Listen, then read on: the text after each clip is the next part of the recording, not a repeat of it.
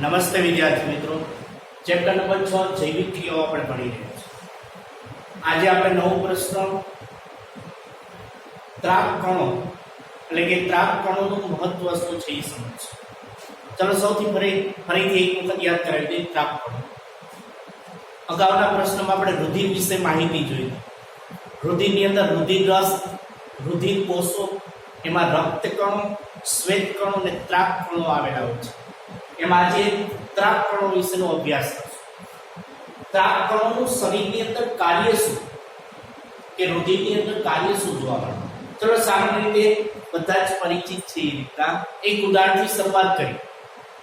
દાખલા તરીકે આપણે કોઈ કાર્ય કરતા હોય કે શાકભાજી સુધારતા હોય તો ચાકુ વડે એટલે કે ચપ્પુ વડે તમે એ કાપો છો ને તમારે આંગળી ભૂલથી સેજ ભાગ એક ચીરા થઈ ગયો તો આંગળીમાંથી લોહી નીકળવા મળશે।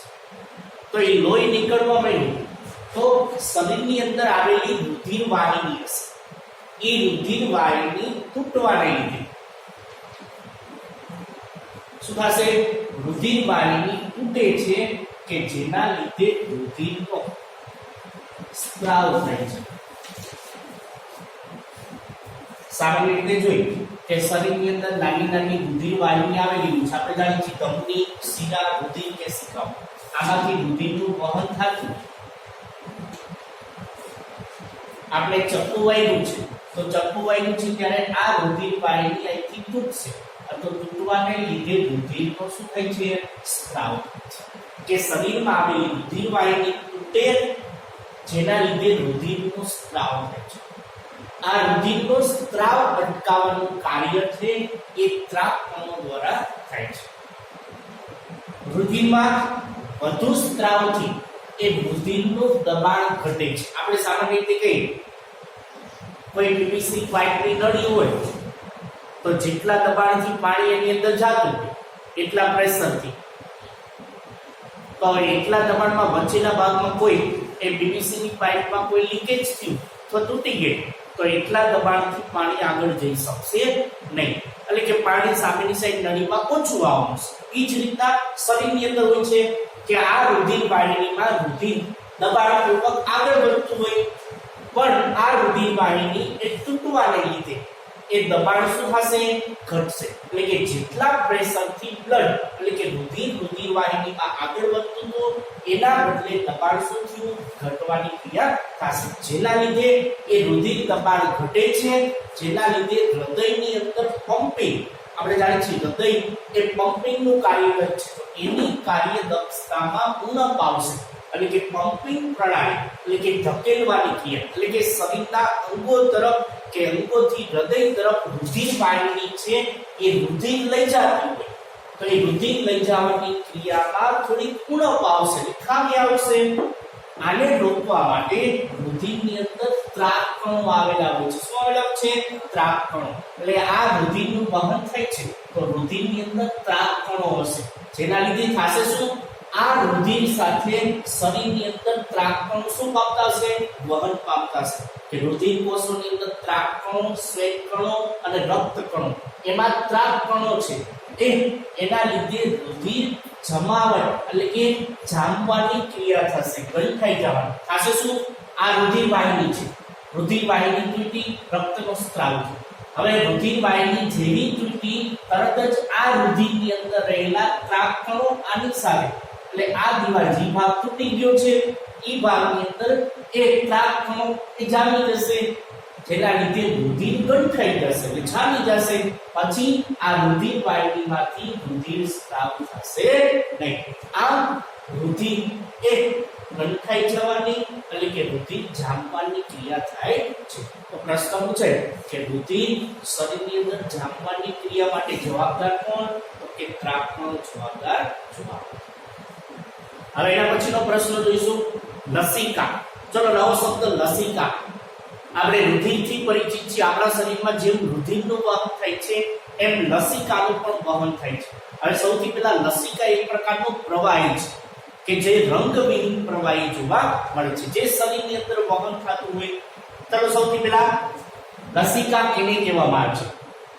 રુધિર કેશિકાની પાતળી દિવાલ। જો એ સમજતા જઈએ આકૃતિ મેં દર્શાવી આ રુધિર કેશિકાઓ છે કેપિલરી કહેવાય કે આ રુધિર કેશિકાઓની પાતળી દિવાલના છિદ્રોમાંથી એ આંતરકોષીય અવકાશ માંથી પ્રસરી આવતું રુધિર કોષ પ્રોટીન અને રુધિર રસયુક્ત પ્રવાહીને લસિકા કહેવામાં આવે છે. ફરીથી એક વખત સમજી, આ રુધિર કેશિકા એની આ પાતળી દિવાલ, એની અંદર આવેલા છિદ્ર, આંતરકોષીય અંદરના ભાગમાં કોષની અંદર અવકાશ એટલે જગ્યા, આની અંદર પ્રસર જો આપણે પીળા રંગથી દર્શાવેલી છે એની અંદર એ લસિકાનું વહન થતું. એ લસિકામાં શું હોય? રુધિર કોષો, પ્રોટીન અને રુધિર રસ, આ ત્રણ યુક્ત પ્રવાહી જેને શું કહેવામાં આવે છે? લસિકા કહેવામાં આવે છે. ફરીથી એક વખત વ્યાખ્યા, આ રુધિર કેશિકાઓની પાતળી દિવાલ અંદરના છિદ્રોની અંદર આંતરકોષીય અવકાશ અંદરની જગ્યામાં એ રુધિર કોષો, પ્રોટીન અને રુધિર રસયુક્ત પ્રવાહીનું વહન થતું હોય જેને લસિકા કહેવામાં આવે છે. લસિકા કેવું હોય? રંગવિહીન હોય છે. કેવું છે? રંગવિહીન પ્રવાહી. જે શું કાર્ય? લસિકા એ રુધિરના પરિવહનને સરળ બનાવે છે. આ રુધિરનું પરિવહન એટલે કે આ રુધિર વાહિની મારફતે એ રુધિર આગળ જતું હોય તો એના પરિવહનને સરળ બનાવવાનું કાર્ય એ કોણ કરે છે ભાઈ? લસિકા કરે છે. લસિકા છે એ રુધિર રસ જેવું જ બંધારણ ધરાવે છે. રુધિર રસનું જેવું બંધારણ હતું એવું જ બંધારણ કોનું હોય છે? લસિકાનું બંધારણ જોવા મળે છે. તેમજ તેની અંદર પ્રોટીનનું પ્રમાણ ઓછું હોય છે. પ્રોટીનનું પ્રમાણ કોના કરતા ઓછું થયું ભાઈ? રુધિર રસ કરતા પ્રોટીનનું પ્રમાણ ઓછું કેની અંદર? લસિકાની અંદર જોવા મળશે. હવે લસિકા છે એ કઈ રીતના આગળ વહન પામે છે? આંતરકોષીય, આ રુધિર કેશિકાઓ છે તો રુધિર કેશિકાઓના આંતરકોષીય અવકાશની અંદર આંતરવાહિકાઓ આવેલી છે. અંદરના આંતરવાહિકાઓ છે એમાંથી લસિકા છે. જો આના અંદરના ભાગમાં એમાંથી લસિકા, આ બધી પીળા કલરથી મેં દર્શાવી લસિકા વાહિકા છે. તો એમાંથી એ લસિકા વાહિકામાં પ્રવેશે છે. એ લસિકા વાહિકામાં પ્રવેશી અને ઈ હવે લસિકા શિરામાં આવેલા રુધિરમાં મિશ્ર થાય છે. આમાં સમજી, આ રુધિર કેશિકાઓ એના આંતરકોષીય અવકાશ એમાં આંતરવાહિની છે. આ બધી એ આંતરવાહિનીમાં લસિકા છે એ લસિકા વાહિનીમાં પ્રવેશે. આ બધી લસિકા વાહિની, એ લસિકા વાહિકામાંથી એ આગળ વધી જો જોઈએ આ શું છે? શિરા. તો શિરાની અંદર થલવાનું રુધિર, એમાં આ શિરામાં રુધિર આવતું હશે તો એમાં લસિકા એ શિરાની અંદર, શિરામાંથી એ શરીરના અંગો તરફ વહન પામે છે. આંતરવાહિકામાંથી લસિકા એ લસિકા વાહિકાઓમાં, લસિકા વાહિકામાંથી શિરામાં અને કે શિરામાં રહેલા રુધિરની અંદર એ મિશ્ર થાય છે. લસિકાનું કાર્ય જો, લસિકાનું કાર્ય શું? તો લસિકાનું કાર્ય નાના આંતરડામાં પાંચિક ચરબી છે. આપણે આ યાદ કરો, નાનું આંતરડું, નાના આંતરડાની અંદરના ભાગમાં તને યાદ છે, નાના આંતરડાની અંદર શેષાંત્રના રંગસાકુરો હતા કે જેમાં ચરબી છે. તો ચરબીમાં મોટા ગોળકોનું નાના ગોળકોમાં રૂપાંતર કરવાનું કાર્ય, તો એ પાંચિક ચરબીનું રુધિરની અંદર વહન કરવાનું કાર્ય કોણ કરે છે? લસિકા કરે છે. બીજો, શરીરના કોઈ પણ રોગ છે એ રોગ સામે રક્ષણ આપવાનું પણ કાર્ય એ લસિકા કરે છે. ત્રીજું, આંતરકોષીય અવકાશ એના સ્થાનોમાં આવેલા વધારાના પ્રવાહી, જો અંદરના ભાગમાં આંતરકોષીય અવકાશની અંદર એ વધારાનું કઈ પ્રવાહી હોય એને રુધિર પરિવહનમાં પાછું લાવવાનું કાર્ય એ પણ કોણ કરે છે? લસિકા કરે છે. તો ત્રણ કાર્ય અલગથી પૂછાય કે લસિકાના કાર્ય જણાવો. તો પહેલું, નાના આંતરડામાં પાંચિક ચરબીનું રુધિરમાં વહન કરવાનું કાર્ય, રોગ સામે રક્ષણ આપવાનું કાર્ય, આંતરકોષીય સ્થાનોમાં વધારાનો પ્રવાહી હોય એને રુધિરના પરિવહનમાં પાછું એ લાવવાનું કાર્ય એ લસિકા દ્વારા કરવામાં આવે છે. આ બે માર્કની અંદર આ પ્રશ્ન પૂછાય કે ત્રાંકણો વિશે સમજૂતી આપો અને લસિકા વિશે સમજૂતી આપો. આ 3 માર્કની અંદર પણ પ્રશ્ન એ પૂછાઈ શકે છે. ચલો હવે છેલ્લે એક પ્રશ્ન પૂછી